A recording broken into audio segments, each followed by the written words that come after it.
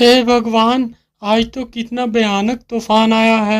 यदि इसी प्रकार बारिश होती रही तो मेरी तो सारी फसल नष्ट हो जाएगी। प्रकाश एक बहुत ही सच्चा और ईमानदार व्यक्ति था। वो अपने बूढ़े माता पिता के साथ इसी घर में रहता था। पूरी रात जोर जोर से बारिश और तूफान होता रहता है।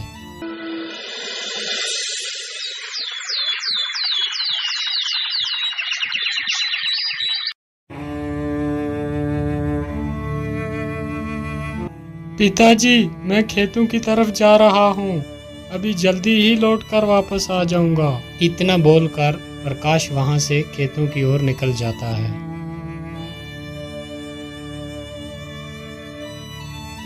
प्रकाश चलते चलते फिर अपने खेतों के पास पहुंच ही जाता है और वो क्या देखता है कि उसकी अपनी सारी फसल जो थी वो नष्ट हो चुकी है। हे भगवान, ये क्या हो गया? अब मैं क्या करूंगा? मेरी तो सारी फसल नष्ट हो चुकी है। अनाज कहाँ से लाऊंगा और अपने बूढ़े माता पिता को क्या खिलाऊंगा? बेचारा प्रकाश वहाँ पेड़ के नीचे बैठकर बहुत देर तक रोता रहता है। हे भगवान, मेरे परिवार का सहारा बस ये खेत ही था। आज वो भी नष्ट हो गया। अब मैं क्या करूंगा? अब तो यहाँ रहकर मैं अपने माता पिता का पेट नहीं भर पाऊंगा। मैं ऐसा करता हूँ, अपने बूढ़े माता पिता को साथ लेकर कहीं दूसरे गांव में चला जाता हूँ।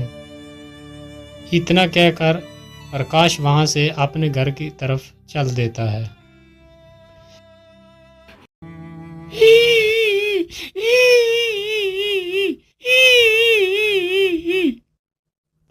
अरे, ये आवाज किसकी है?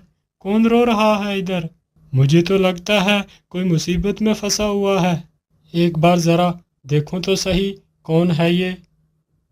फिर प्रकाश उसी ओर चलने लगता है जिस तरफ से वो आवाज आ रही थी और प्रकाश देखता है लोमड़ी अपने घायल बच्चों को देख देख कर रो रही है।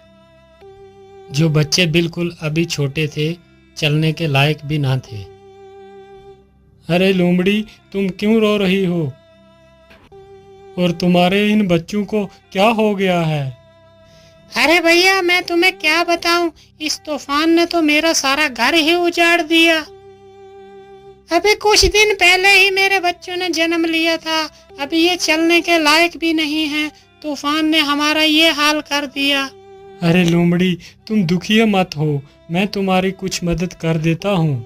मैं तुम्हारे बच्चे को दवाई लगा देता हूँ जिससे जख्म बहुत जल्दी भर जाएंगे, और मैं तुम्हारा ये घर भी थोड़ा ठीक कर देता हूँ। प्रकाश की ये बात सुनकर लोमड़ी की थोड़ी जान में जान आई। प्रकाश जल्दी से जाता है और कुछ दवाई की पत्तियाँ तोड़कर लाता है और जल्दी ही उन घायल बच्चों के घावों पर लगा देता है। और फिर वो जल्दी से वो गिरा हुआ पेड़ जो था जिसमें वो रह रहे थे उसे सही जगह पर। ये देखकर लोमड़ी बहुत ज़्यादा खुश हो जाती है। हे दयालु इंसान, तूने मेरे परिवार को मरने से बचा लिया। तुम बहुत अच्छे आदमी हो। मैं तुम्हारा ये एहसान कभी नहीं भूलूंगी। अच्छा लोमड़ी, अब मैं चलता हूँ। अरे रुको भैया, तुमने मुझे मुसीबत से निकाला, लेकिन मैं देख रही हूँ तुम्हारे चेहरे पे बहुत उदासी है। क्या कारण है? तुम इतने परेशान क्यों हो? अरे मैं क्या ही बताऊं, जिस जालिम तूफान ने तुम्हें कष्ट दिया है, उसी जालिम तूफान ने मेरा भी खेत जो था वो सारा तबाह कर दिया है, और उसी फसल से मेरी सारी उम्मीदें थी। अब वो फसल भी सारी नष्ट हो चुकी है। अब मैं क्या करूंगा? खाना कहाँ से लाऊंगा और अपने बूढ़े माता पिता को क्या खिलाऊंगा? मेरे पास खेती के सिवा दूसरा कोई साधन भी नहीं है। अब तुम ही बताओ, मैं क्या करूं? अरे मेरे भाई, आप दुखी मत हो। आपने इतनी हमारी मदद की है तो मैं भी आपकी एक मदद कर देती हूँ। मैं तुम्हें एक खजाने का रास्ता बताती हूँ जिसकी वजह से तुम्हारी गरीबी हमेशा के लिए खत्म हो जाएगी। लेकिन वो खजाना है कहाँ? वो खजाना तुम्हें नीलगिरी की पहाड़ियों में मिलेगा। याद रहे, वो खजाना देखकर तुम्हें ज्यादा लालची नहीं बनना, अगर तुम्हारे मन में ज्यादा लालच आई तो वो खजाना तुम्हें नहीं मिलेगा। ठीक है, मैं तुम्हारी बात को याद रखूंगा। अच्छा, मैं चलता हूँ।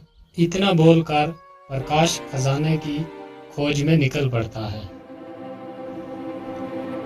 प्रकाश चलते चलते बहुत ज्यादा थक गया था और उसे भूख भी बहुत लगी हुई थी।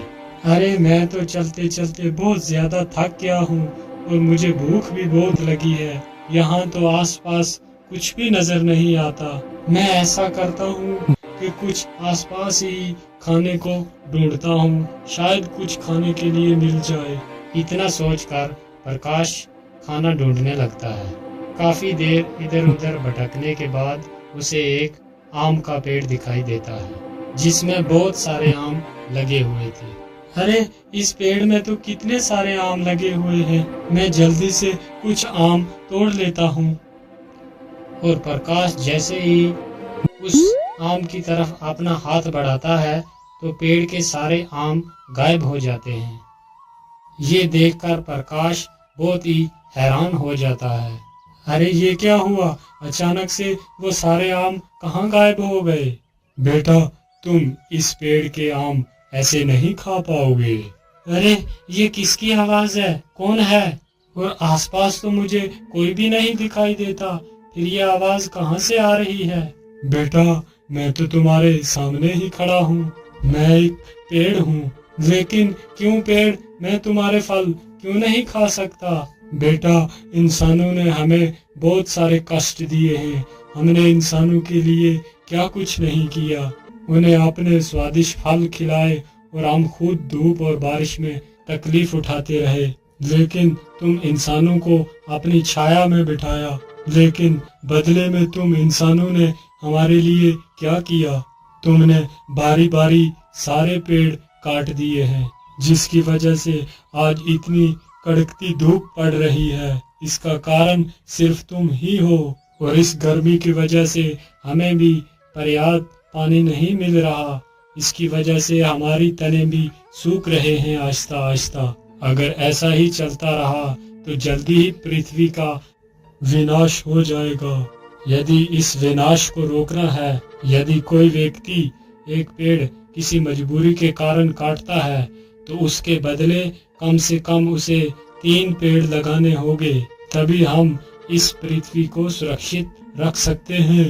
लेकिन पेड़, मैं इसके लिए क्या कर सकता हूँ? बेटा, मैं तो किसी के पास जाकर ये बात नहीं बता सकता, लेकिन ईश्वर ने तो तुम्हें पैर दिए हैं। तुम हर एक व्यक्ति तक ये संदेश पहुंचाओ। ऐसा करने के लिए क्या तुम तैयार हो?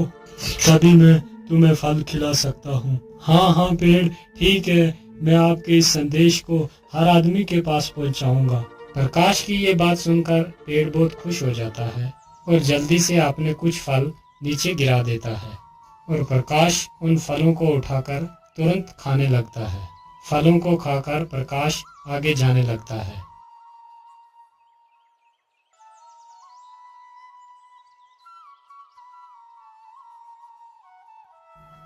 अरे बाप रे बाप, इतनी जोर की धूप पड़ रही है और इस धूप में चलना तो बहुत मुश्किल हो रहा है और मुझे बहुत सारी प्यास भी लगी है, लेकिन नदी तो पास में ही है। चलो थोड़ा सा पानी ही पी लेता हूँ।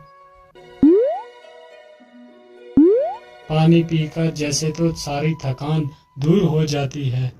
अरे, पानी के भीतर ये क्या है जो इतना चमक रहा है? और प्रकाश अपना हाथ उस पानी में डालता है और जल्दी ही उस चमकते सिक्के को बाहर निकाल। अरे, ये तो सोना है, लेकिन इस नदी के भीतर ये सोना आया कहाँ से? वो नदी उसी नीलगिरी पहाड़ी से होकर गुजरती थी, जिसकी वजह से कभी कभी सोना उस नदी में बहकर आ जाता था। इसका मतलब ये नदी नीलगिरी पहाड़ी से होकर आती है। चलो जल्दी से मैं गुफा के पास जाता हूँ।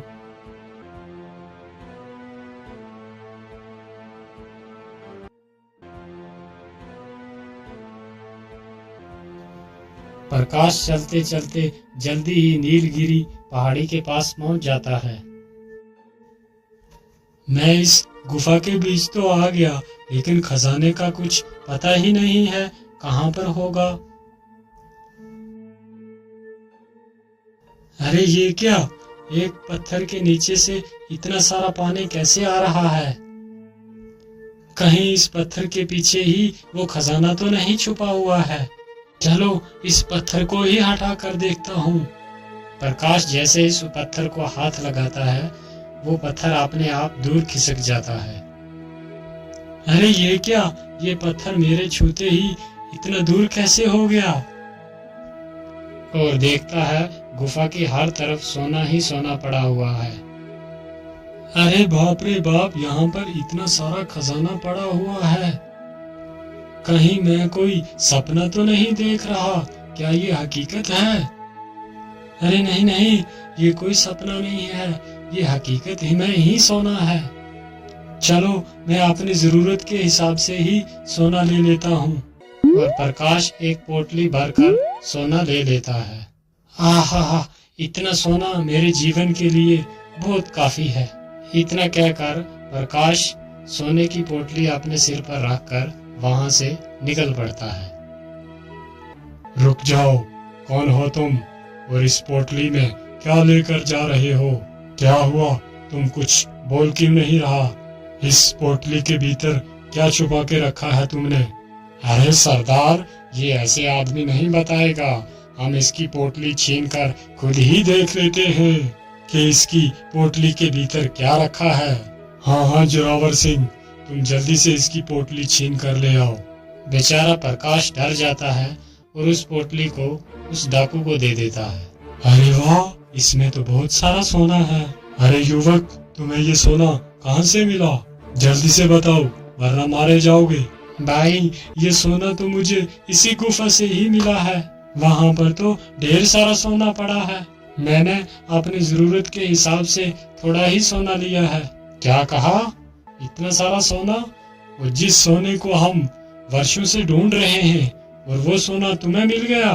हाँ भाई, वो सोना मुझे ही मिला है।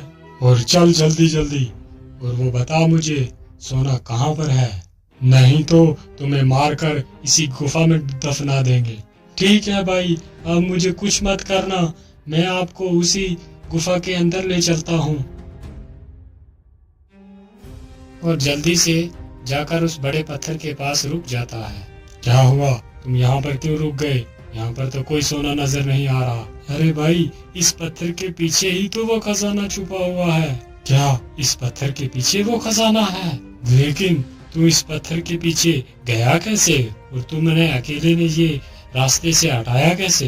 अरे दुष्ट, तू मुझे मूर्ख बना रहा है कि तूने अकेले ही नहीं ये इतना बड़ा पत्थर हटा लिया, जबकि हम सारे लोग मिलकर इस पत्थर को दिन भर नहीं हिला सके, और तूने इस पत्थर को अकेले ही हटा दिया। नहीं भाई, मैं झूठ नहीं बोल रहा, मैंने सचमुच अकेले ही इस पत्थर को हटाया था और इसके अंदर मैं गया था। यदि ऐसी ही बात है तो तू मेरे सामने ही इस पत्थर को हटा, जरा मैं भी तो देखूं कि तूने अकेले ही इतने बड़े पत्थर को कैसे हटा दिया। ठीक है भाई, मैं अभी इस पत्थर को हटाता हूँ। इतना कहकर प्रकाश जैसे ही उस पत्थर को छूता है, वो पत्थर अपने आप दूर खिसक जाता है। पत्थर दूर खिसकते ही गुफा का सारा खजाना साफ साफ दिखाई देता है। खजाना देखकर तीनों डाकू तो पागल ही हो जाते हैं। अरे वाह वाह वाह, इतना सारा खजाना है। आखिरकार ये सोना हमारे हाथ लग ही गया। अब तो हम ही इस सारे खजाने को उठाकर ले जाएंगे। डाकू के इतने बोलते ही गुफा का दरवाजा अपने आप बंद हो जाता है। तीनों दुष्ट डाकू उसी गुफा के अंदर फंस जाते हैं और प्रकाश अपनी उस सोने की पोटली को उठाता है और वहां से भाग जाता है। और वो डाकू तीन के तीन अंदर ही उस गुफा के दम घुट के मर गए।